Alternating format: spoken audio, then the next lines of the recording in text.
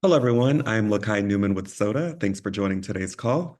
Today's webinar will be all about agency owner compensations in 2024. We'll leverage insights from Productive's Agency Owner Compensation Survey, which was fielded earlier this year and includes recent trends in partner compensations, employee ownership options, and much more. Leading today's conversation is Tom Car, CEO of Productive, and Tom Beck, Executive Director at SoDA. And I will let them introduce themselves and kick off the conversation in just a moment. But before we begin, I'll share a few logistical notes.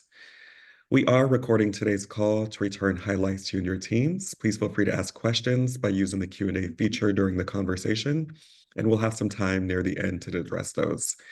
And lastly, please share any thoughts, reactions, or ideas for future discussions, and we'll be sure to capture those. With that being said, I'll turn it over to Tom to get us started. And yes, Alina, we'll be recording to share that with you and the team. Hi, everyone. Hi, everyone. Oh, sorry. We got two Go Toms, ahead. so this becomes complicated. Hi there, everybody. Tom, feel free to go first.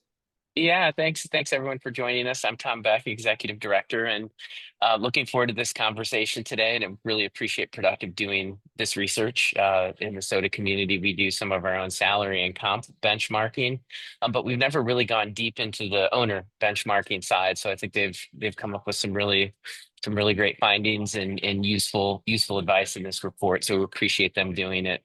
I'll be mostly a co-pilot today, and looking forward to having Tom lead us through the findings of this report.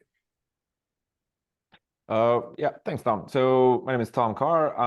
I'm the CEO of Productive. I used to also be an agency founder and owner, so this kind of topic was interesting to me, and I guess that's why I'm here to present what we've kind of figured out about the thing. We didn't want to go too heavy on the numbers in this presentation, and we wanted to give more like actionable feedback, actionable advice to people. So yeah, let's get into it. Just like a short story about us. So Productive is we're a software agency management software. Basically what we do, and that's kind of the core of our business, is our platform helps agencies be more profitable on one side and be more organized around what they do.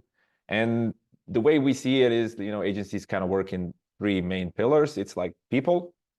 People is your team and what they're delivering to your clients, projects, the actual work being done, and the financials that kind of tie it all together, your profitability, your budgeting, and all of that. And we try to put all of these functionalities into one piece of software. And then on top of that, we have a whole layer of consolidated reporting, integrations, automations, and AI. So the core of the business is time and expense tracking. That's kind of the data that's most important, but there's a lot of other stuff in the platform. And then we try to answer questions around what needs to be done, like what's the work that people should be doing, assigned to whom, when something needs to get done.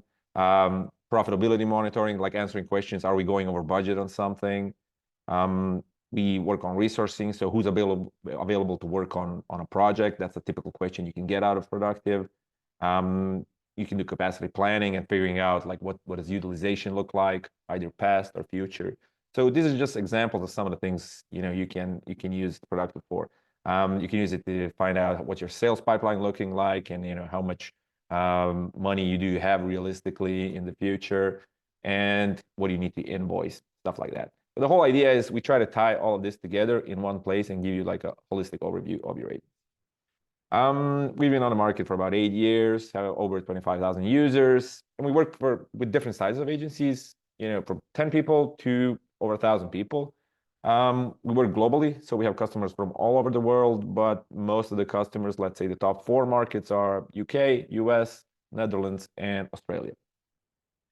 And why do we do this research, and how do we get to this? Well, week after week, because we talk to our existing customers, we talk to potential customers, we talk to hundreds of agencies.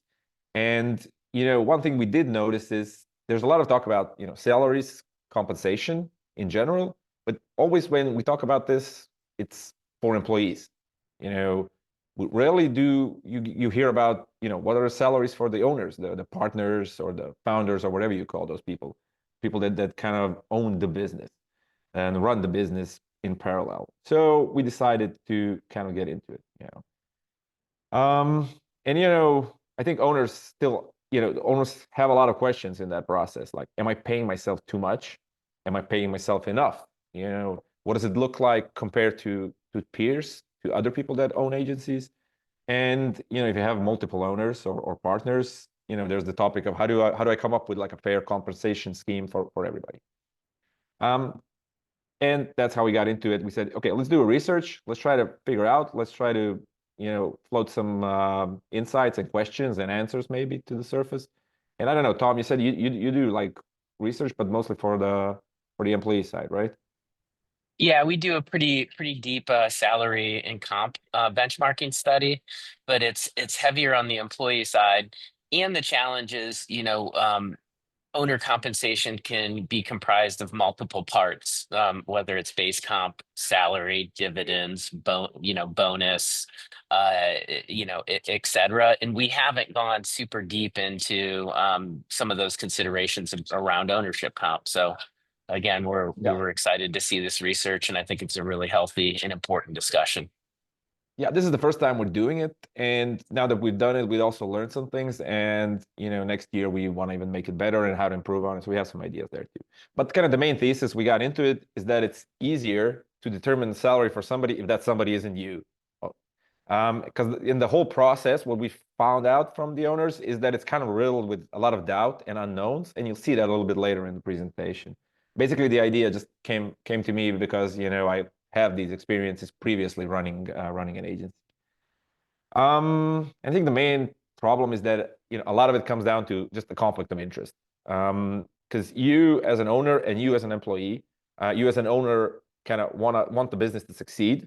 So you're trying to constantly to you know stow away more money to the business, but you also as an employee, as a person working on it, you want to get paid.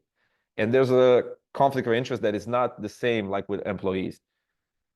But yeah, in terms of the research, it's we have 161 owners, about 20% is SoDA, so it's not exclusively SoDA research, but you know a large portion of the base was SoDA.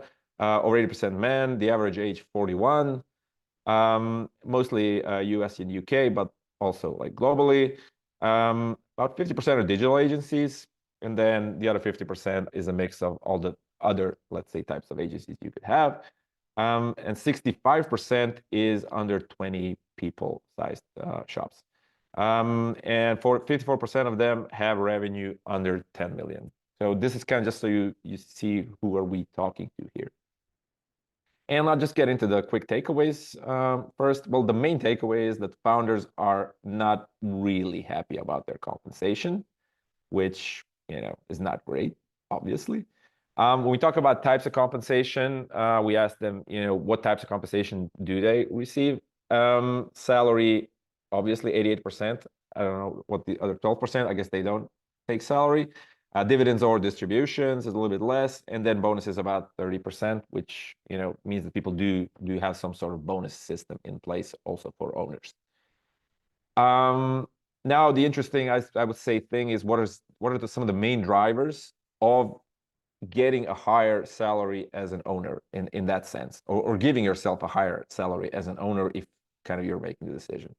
Well, this is kind of like a lot of this will maybe be obvious depending on how you look at it, but agencies with more employees or bigger agencies, the owners typically take a bigger salary, which you know makes sense. Your agency is bigger now, you handle a lot more people, it makes sense that you take a bigger salary. Same thing with revenue. Agencies with bigger revenue, the owners also take a bigger salary. You can see it pretty clearly on the chart. Also, age matters. So older agencies, the owners again take bigger salaries. Also, it does make sense mostly. I think the kind of the underlying motive here is the more stable an agency is, the owners just start to increase their salaries over time. So if you've been in business for 10 years, obviously you're not going to take like some micro salary as you did when you were just kicking off the business, right? But also what's interesting is that agencies with more owners, so it's not one person, maybe 3 or 5, or like we had people say they have 10 or 15 owners through like, let's say maybe an ESOP system or a way that employees also became owners. The owners in generally have bigger salaries in those types of agencies. And I think the main kind of reason is just because when you have more people in the ownership scheme, the whole compensation, the salary compensation, just becomes more objective and more aligned to the market. Tom, you wanted to add on something?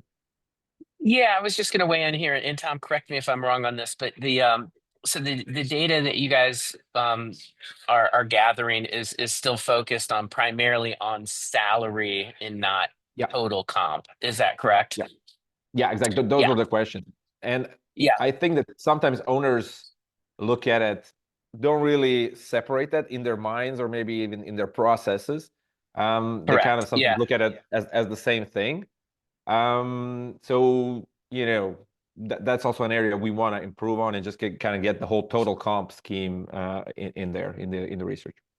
Yeah, but I think the dynamics still play out in the same, in the same way that generally the larger the agencies, the more, the higher the salaries will be. And some of that also just comes with, to your point, the larger the agency gets, there's usually more and more work done to formalize business structures, to formalize salary bands, to formalize kind of competitive market structures, so that that makes sense. I mean, in terms of total comp, the reality is that if a smaller agency is very, very, very profitable, then in terms of total comp, an owner could potentially be taking more more total comp than a large agency. But in terms of base salaries, that definitely that definitely makes sense. And I guess the other piece I would just mention here, at least in terms of what we see in our members and within our data, is some of this is variable depending on the owner themselves, the risk that they want to take, what kind of goals, personal financial goals they have and how they've structured the business. So we definitely see within the SoDA community, certain owners taking much higher base salaries, and leaving less to dividends, distributions, or bonus comp. And then we see other owners, taking smaller salaries, but then taking more compensation from year-end financial performance. And I don't think, I'd be curious from your perspective. I don't think that there's necessarily a right, breakdown of that mix. I think, I mean, I think yeah. it needs to be fair, but I think it is also driven by the owners themselves and how they want to grow the business, how they want to invest in the business, but also like how they want to compensate themselves. Yeah, I think the situation from this example on the slide is when it's like one owner and an agency, then they are basically the agency. So it doesn't Hmm. really matter that much. But as the number of owners grow, and sometimes it happens through either ESOP schemes or whatever it is, or mergers, or there are different ways that it happens. Then you kind of have to do it, and then the whole like personal situation kind of it all starts to get more structured. And I'll talk about that a little bit later in the slides Yeah. and maybe jump into that topic. But yeah, but a lot of the stuff we found out that the owners have, there's a lot of this like the dilemma and problems that they have. And at the end of the day, it's like my agency and me, like what I mentioned earlier. You want your business to be profitable because you're the owner, but you also want to make money as an employee. And this duality of your existence kind of is what I think people have a hard time figuring out in this whole thing. So anyway, main topics, let's say issues that came up, lack of benchmarks, cash flow planning in general, partner issues, guilt tripping, and reinvestment. And we'll go over to these topics a little bit. So in terms of benchmarking, basically 85% of all owners say they have a problem defining their own salary. So if the question was, do you have a problem? Yes, 85% of people said that. And what's interesting to me is that 60% of owners aren't the highest paid person in terms of salary in their company, which is a little bit, let's say, strange. I mean, it's not strange knowing that they would receive dividends and stuff like that, but it is strange that usually the owners are the most tenured people in the business. They are the people with the most experience. Usually, it's not always like that. You might hire somebody who's like an experienced person, and they might give them a higher salary than the owner has. But 60% is still a lot. I would say that, in my opinion. Which kind of we're gonna show this also in the next slide. So if you kind of compare the salary of an owner compared to the company average. So about, let's say, 70% of the owners take a salary that's below or around the company average. So it's not, at the top. And then you see the breakdown down here. So below average, about 19% of people. And then these multipliers are basically times the company average salary. All of this is just trying to say that, a lot of owners kind of have a salary that's underpaid in a sense. And, these are some comments where we see these types of slides. These are just some comments that, owners have left in the survey about not knowing, what is appropriate. There's little data around, so I think that's good that we're talking about this now. What should a second in command be paid? All these different things that are kind of bothering people. In terms of cash flow, that's kind of the main reason why people don't increase their salaries. Here's a comment of a person that their salary fluctuates more than anyone else's. They will sacrifice salary in a good period. They'll take more money, which doesn't really sound like salary then, because you're kind of moving it around depending on the situation of the business. Also, founder salaries have been paused several times over the past few years when business wasn't going well, so employees could be paid. And here's a comment that top end salary has stayed the same for about 10 years. And these are all problems with cash flow. And also, the last couple of years have been really tough in general for everybody. And I think, I'm guessing you talked a lot about this in the SoDA community also. I think, everything's getting better, but there were, tough years. Another topic that came up a lot, partner issues, agreeing around these things with somebody. Here's some good quotes we pulled up. Business almost imploded after disagreements with founding partners on the salaries and job description. And, the partner ended up leaving in this situation. And this is also interesting, a situation where, one person has a company car and the other doesn't, so it's kind of unfair. So how do you resolve that situation? And, we'll talk about that also a bit later. Also, here's an example of somebody that has like 4 equal partners, and if they were to get like fair market salary, this would be a significant expense, and basically the business wouldn't be able to afford this, and then you have a whole conversation with everybody around it. Another topic I call guilt tripping. Basically, there was a lot of these situations where the founders were feeling guilty about increasing their salaries because they think they should give more money to the team. Maybe even the team asked for more money. And like, especially like if it was a good year and then there's a lot of money in the business, so maybe I shouldn't give so much to myself, et cetera, et cetera. So there's this whole employee owner situation happening. Here's another comment. Just there's a person that feels bad about making more than some of the staff does, which is, I guess, shouldn't feel bad. And also, typical owner, the way you work, it's unstructured. You work evenings, you work nights, you work weekends. It's a tough thing. So how do I compare that to an actual employee relationship? But at the end of the day, we asked, how happy are you? And average rating was 3 out of 5. I don't know. I think it should be better. I would like for owners to be more happy with the money they're getting for their work, and I think they should be. Yeah, I just add in there that always number strikes me, because it's kind of like if you saw 3 out of 5 on a Yelp review, or you would go, oh, that's or an even your average employees. Like if you send a survey. Yes, right, exactly. If you send a survey to employees and how happy are you with your salary, and you got a 3 out of 5, you would say, okay, we need to do something. This is a crisis situation. What do we do? How do we make it better? So yeah, Absolutely. it is kind of. I think a lot of this, Tom, it comes down to in these pieces. I mean, there are practical realities that if the business is lean, which and it has been for a number of agencies over the last couple of years, the owner is gonna make some sacrifices that seem reasonable for the longer term goal of what the business can accomplish. In the longer term, upside does accrue to the owners if they can achieve that. So that's a rational decision. But on the flip side, our relationships with money can get very, very complicated. And I think there's individual work for each of us to be done with that, is these ideas of feeling guilty because you're paying yourself, or feeling guilty because you're paying yourself more than someone else. All your employees are working hard. you have to come up with your own scheme for what makes sense. The reality is you're the founders, you've taken the risk in creating the business. You have every right to take the reward and take disproportionate amounts of the rewards, and you shouldn't necessarily feel greedy for doing that. You want to balance that with how you take care of your employees, how you reward your employees, but you don't need to be a martyr, and I think that's a lot of us I in think it's a this. psychological. I think Yeah, a lot of this yeah, is a psychological thing more than it is like correct.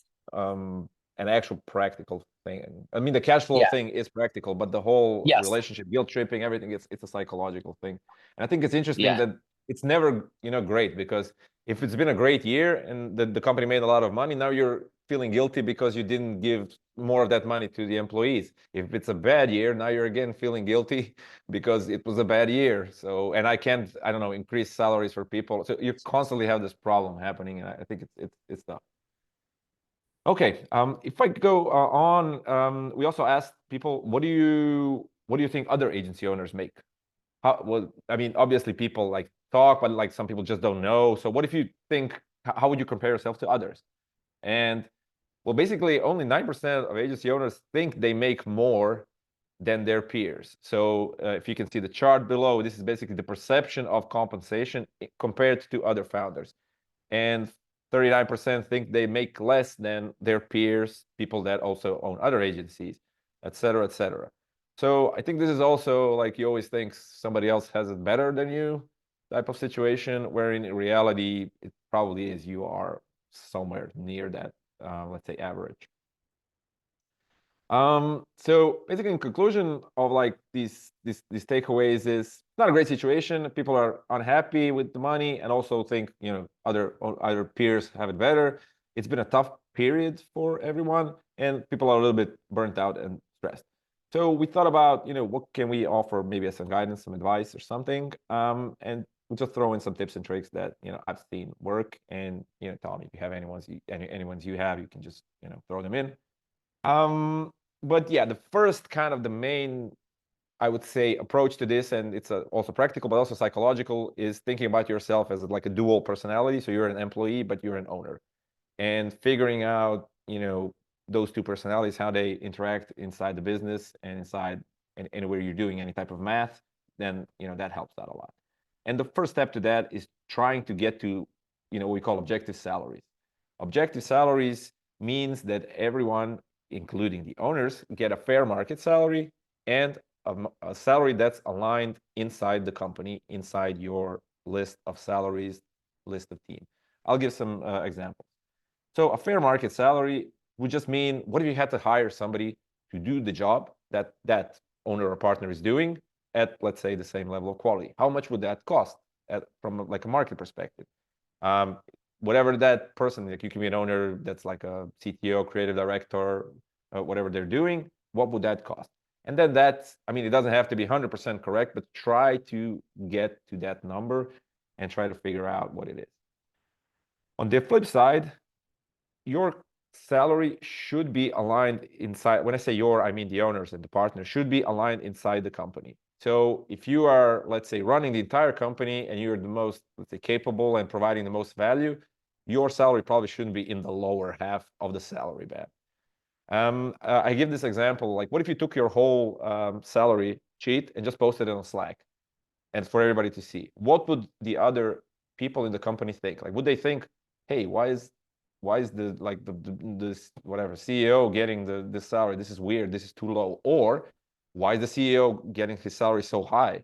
Like, this is also not a good situation. So just try to approach it from that angle. Like, you want people to see it. Oh yeah, that makes sense. That's a kind of sounds like what I thought this person should be making as salary.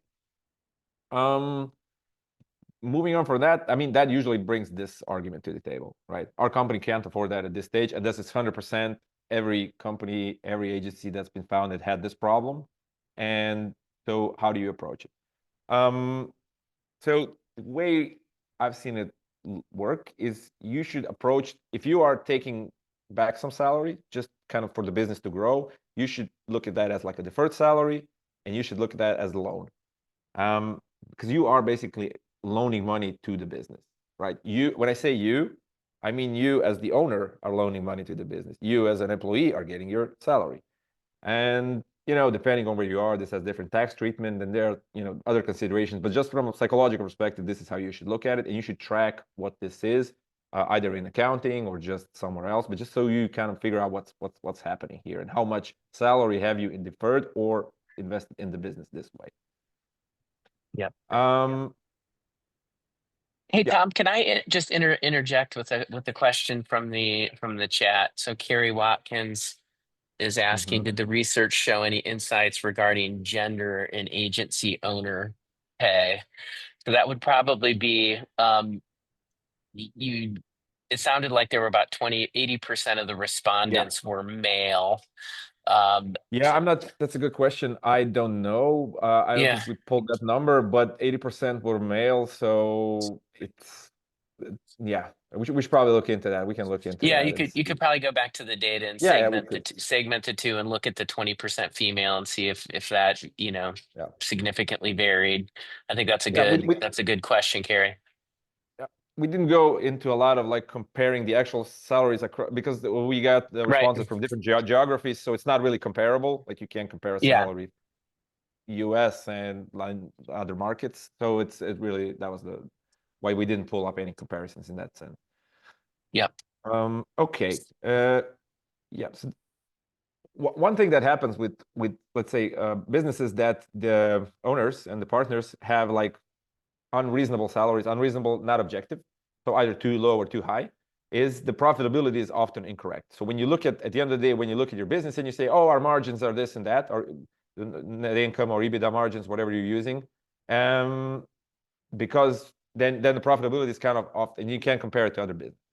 And this proves to be a problem or a situation, at least in any kind of M&A process. So if you decide to sell your agency at some point, what's usually going to happen is one of the steps is for the new buyer and you to agree on the owner's salaries. Let's say you're selling an agency and you want to remain in the business.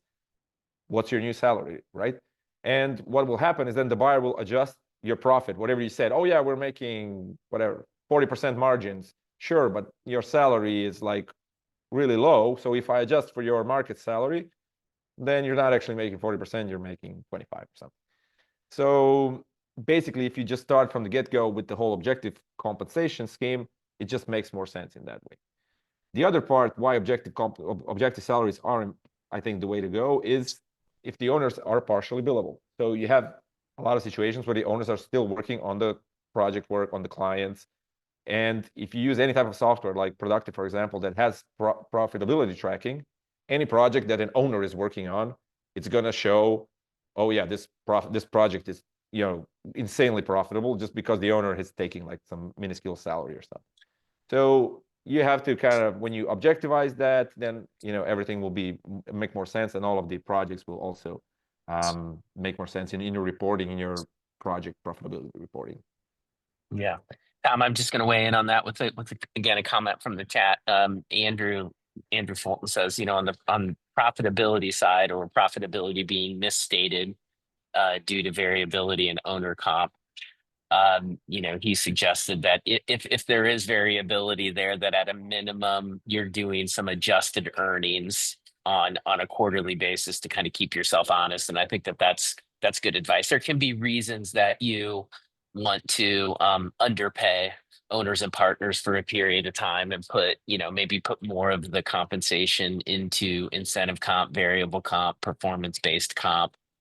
But the reality, and Tom is correct, even if you're not on path to be acquired, that you need to understand your performance as a benchmark relative to the category.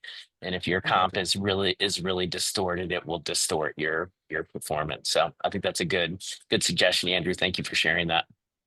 Yeah, that's a great suggestion. Okay, the other part to talk about is just handling investments in general. So a lot of responses were along this line. so that people are deferring their salaries or just taking less money from the business because they want to reinvest or invest in the business to grow it, et cetera, et cetera. So this is different than just having cash flow problems. It means that you have money in the business, but you want to invest it. And practically, when you look at like what do agencies usually invest in? Agencies don't. I mean, there's some like standard stuff, but like mostly the top, I would say, 4 categories you can invest in as an agency: sales and marketing, that would yield new business, new markets, new clients, whatever that is. Building out new capabilities, which would basically mean, let's say, developing, like getting into a new service that you weren't doing before. So, for example, I don't know, you were doing Shopify, and now you also want to do AEM or something else, or other, or mobile applications, whatever.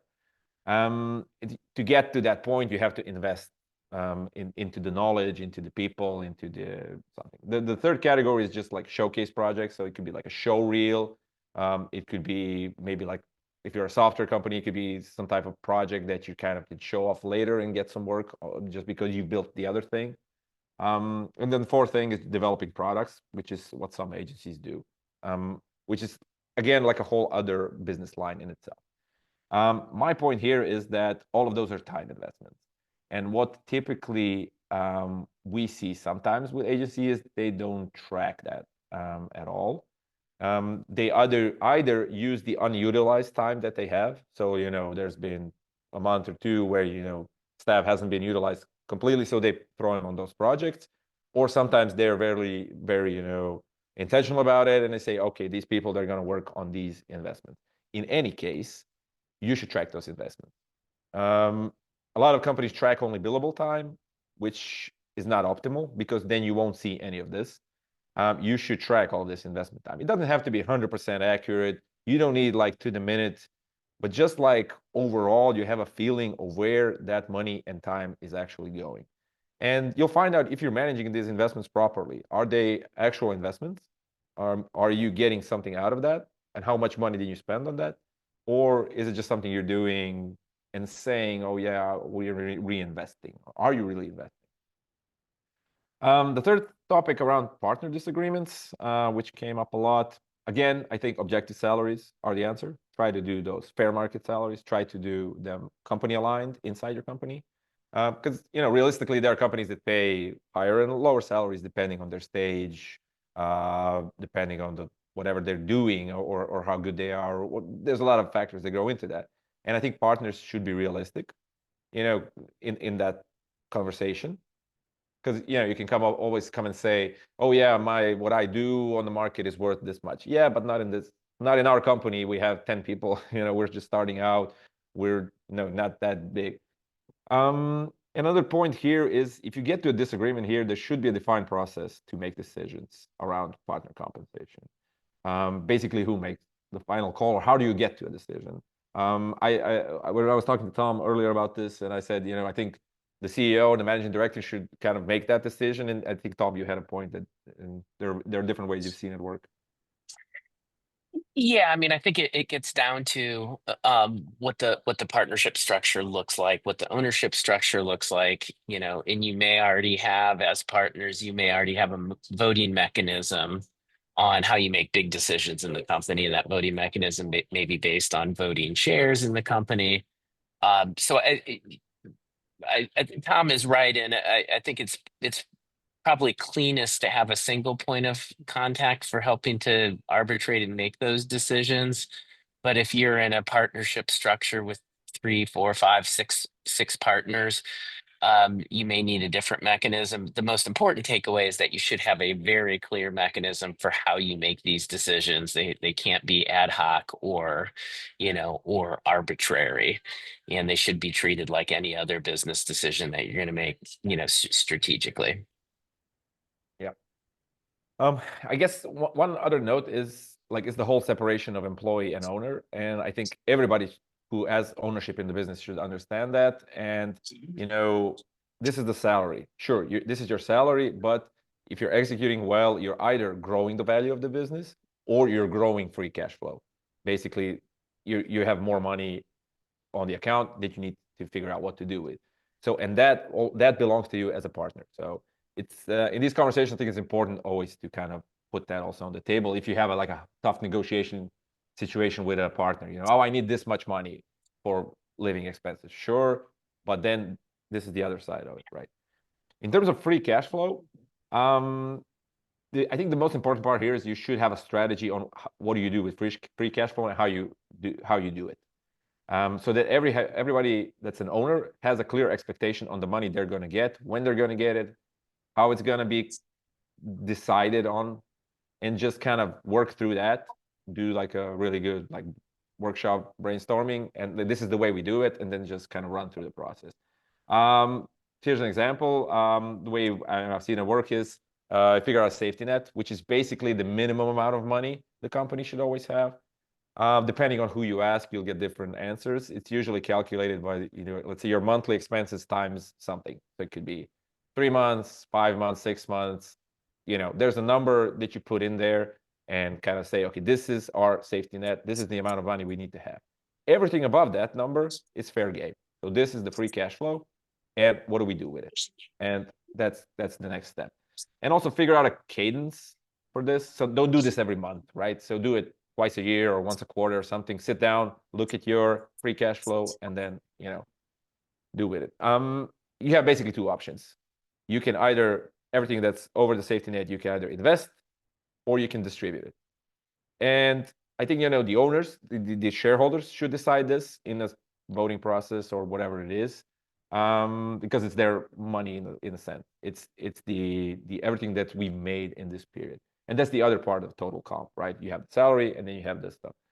And yeah, I mean, depends on where you are in the process, I guess. In the process of your business, you can just leave it in. But if you're investing it, be aware of what you're investing it in. It kind of goes back to my point of tracking that.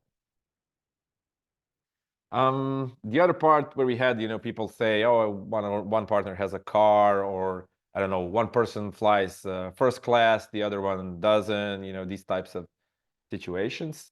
Again, I think the way to solve this is just determine the company standards per role, for whatever it is, and say, okay, this is, what we're doing, and this is the way it works. And the more you standardize this stuff, the less of a chance you get for like fights, jealousy, any like weird things that kind of will eventually break apart your business, right? So I think that's a way to kind of approach it. And then basically, if somebody wants to fly first class, let them fly first class, but then just the difference goes out of their pocket and out of the company's pocket. Mm-hmm. Yeah, I think, Tom, I like this one. I think this is really, really good advice and something to be mindful of, especially in a multi-partner environment. Is there's lots of behaviors and habits that can creep in to the way that we operate the business, and then our own individual biases as owners, and those can create rifts and problems and challenges over time. So, I mean, the best advice here is to be candid with each other, to define some of these standards, and you can create rules for exceptions. It's your business, so you have the flexibility to do that, but yeah, don't let this go unnoticed, or don't let this be something that can fester within a partnership team, because it can cause bigger problems than you might imagine down the road. Yeah, I think you mentioned you had a situation, somebody with a boat, right? Yeah, and this is but this was handled very well. I mean, I had a member who had, I think, 3 partners, and one of the partners wanted to buy a boat, not a yacht. I wish our members were all of us wish probably we're in that situation. But he and the partners worked it out, and there were certain tax advantages for him to be able to sort of get the boat through the company and have it be a company boat that he owned. And and so they just worked out what the value of that was. And then it came out of his distributions or his dividends over a period of a couple of years. And it was tracked just like any other kind of asset on a P&L, and who owned it. And that's the right way to do it. I can't tell you how many partner disputes ultimately get down to who owns what and who's been paid what. That's it. That can be a huge problem when you're selling the business, but usually even more of a problem when one of the partners wants to exit the business, and then you're trying to get to a sense of, if you're buying back that person's equity or ownership of assets, what does that actually look like? Agreed. Okay, so yeah, just like wrapping up, the quick tips and trips around owner compensation. Just try to separate the owner and the employee. When you're doing these conversations, convert any deferred salary to loans in a way that works for you. Track any investments you're doing, time investments. Have a free cash flow strategy on what you're doing with the money and why, and treat non-salary items as salary. So yeah, that's kind of like, I wanted to keep it short and sweet. I guess we can jump into Q&A now, or Yeah, I'll address one, Tom, and then you correct me if I'm wrong. So Jen asked if the survey had any breakdown in owner comp as far as things like taxes, inside salary versus outside salary, et cetera. no, And we didn't and get yeah, into taxes at all.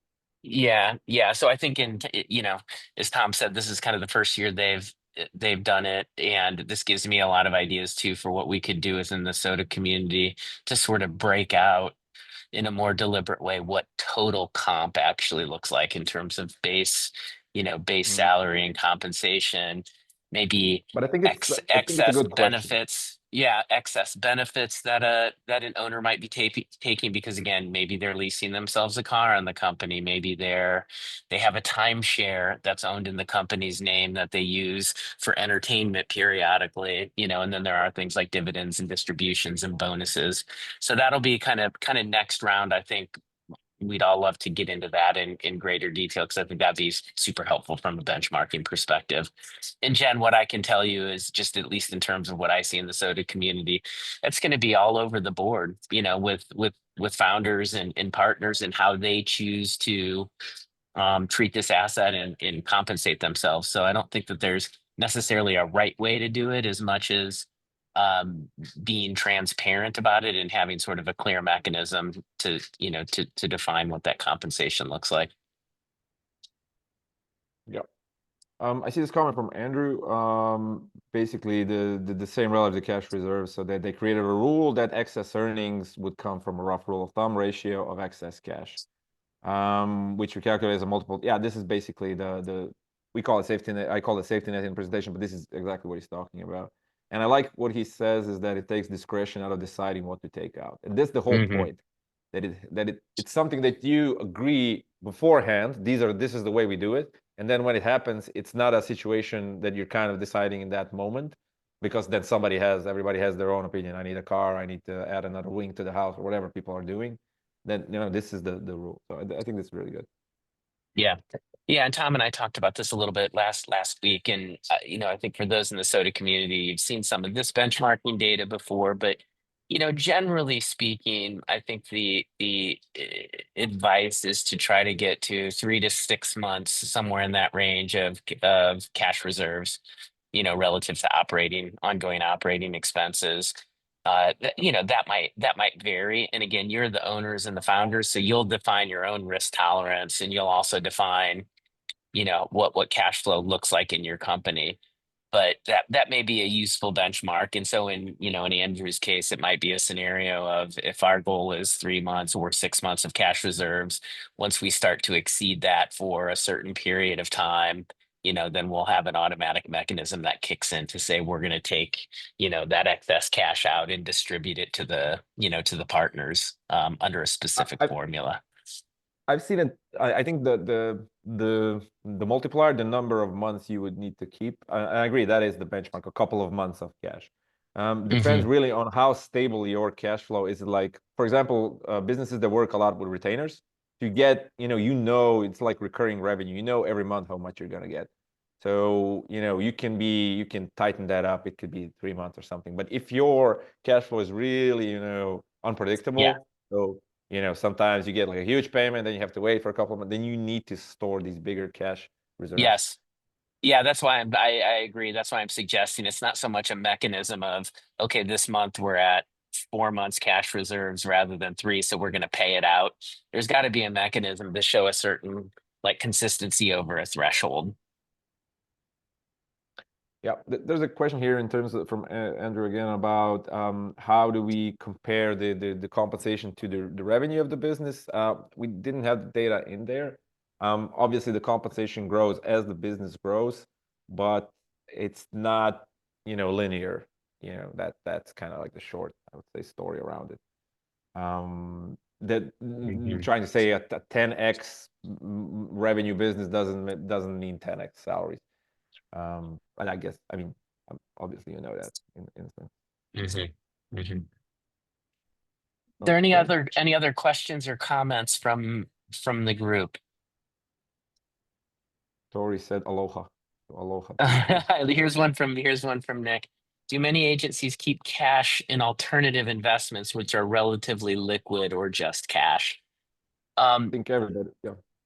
Go. Yeah, I mean, I would say yes, generally. And it, you know, I mean, here, this is, I don't know interest rates in markets outside of the US that well, but definitely over the last couple of years, interest rates have been relatively high. So using things like CDs or, Yeah, money market you know, funds. That's yeah, very money common. market funds, government-backed securities, that sort of stuff that have, you know, 3 month, 6 month, 9 month durations, but are still accessible. I think that makes sense. And honestly, in the last few years, when interest rates had been 4 or 5%, that makes a lot of sense.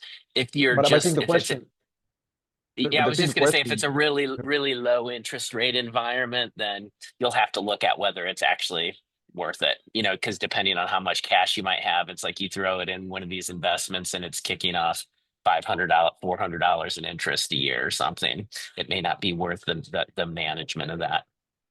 but I think the question there is, Nick, which money? So you have the safety net money, the money that's kind of like Yeah, your minimum money, and then you have yeah, the free cash flow. So the first, yeah, sure, if you have it on your account and you have some like very relatively liquid thing to do with it, that you should do that, obviously. But with the excess money, you can do that with that money. But at the end of the game, you're gonna have the same question in 6 or 12 months. What do we do with this money? Should we distribute it? Do we invest it into something else? Like what's the idea? Because this is the money this is the profit. So what do we do with it? So, you know, I think that's a question before the question. That was my point.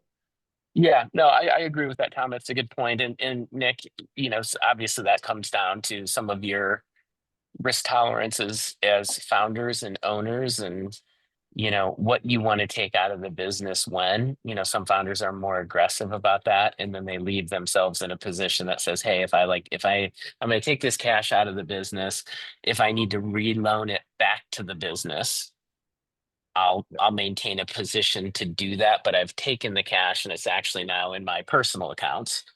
I've seen members do that. And then on the flip side, you know, keeping excess cash in these liquid investments, at least for a period of time while you gain confidence, about, yes, we actually can take this out. The runway still looks really good, you know, Yeah. or, you know, you and your partners might be trying to make decisions about how you want to best deploy that capital. So I've seen that too. I've seen people, and I've heard this argument. Oh yeah, we're gonna take out the money as partners, and then if we need, we'll loan it back to the business. I don't think that's a good strategy in general, because let's say in a year you have to put the money back in the business.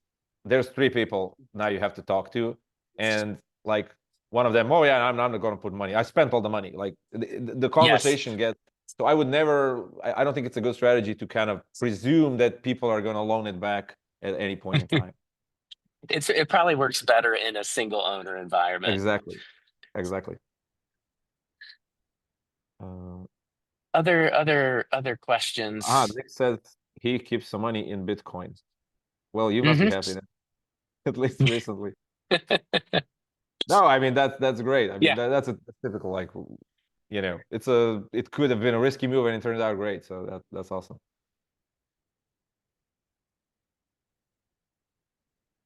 Okay. All right. I'll mention Tom. So I think the data in this report is going to be distributed, I think, tomorrow. So for all of you on this call today, you would have registered. So the productive team will email that out. We'll also get you a copy of this recording so you can access it or share it with your teams. And again, I just wanted to thank Tom and the team for doing this webinar, but even more importantly, hosting or fielding the research. I think it's an important element of compensation. And again, I was even struck by how much even us and an owner community have not dug as deeply into this issue as we could. So I appreciate that inspiration. Cool. Okay. Thanks everybody, and thanks everybody for joining, and have a great day. Have a good day, everyone. Thank you.